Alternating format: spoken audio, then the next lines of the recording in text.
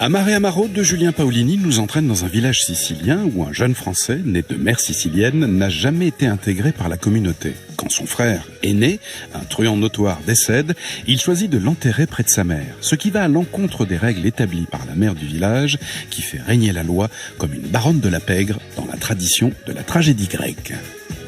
Tuo fratello è morto. E il corpo? Non sarà sepolto qui. Ho ucciso padre Orlando, un'altra persona. Sarà sepolto al cimitero con sua madre. La famiglia non si divide. Non c'è niente da trattare. La decisione è presa. On doit forcément mener cet exercice qui est l'adaptation, mais je me suis rendu compte que ça pouvait pas être au détriment de l'ADN de la tragédie grecque.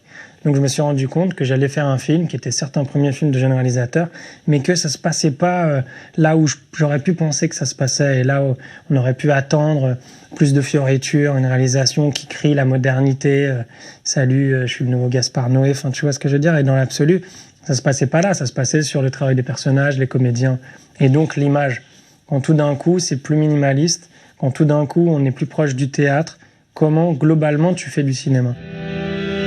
Mi ha disobbedito. E ha buttato la maledizione su questo paese facendo scorrere il veleno di suo fratello. Che disgrazia.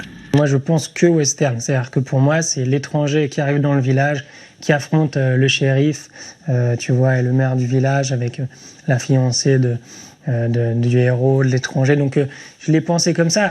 Si avevi preso il corpo.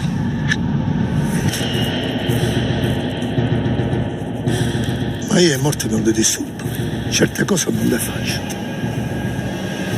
Et là, justement, avec Julien, on a la possibilité justement d'avoir des silences, parce que, bah, tu vois, c'est pas sur, tu vois, dans une série où ça doit aller super vite, ou etc. Donc, du coup, ça fait plaisir et c'est kiffant, en fait, de pouvoir faire vivre un silence autant que tu veux, finalement. Et du coup, on avait ce truc-là d'être un peu, je dirais, sans limite, mais c'est ces moments-là qui sont, pour moi, le plus intéressants.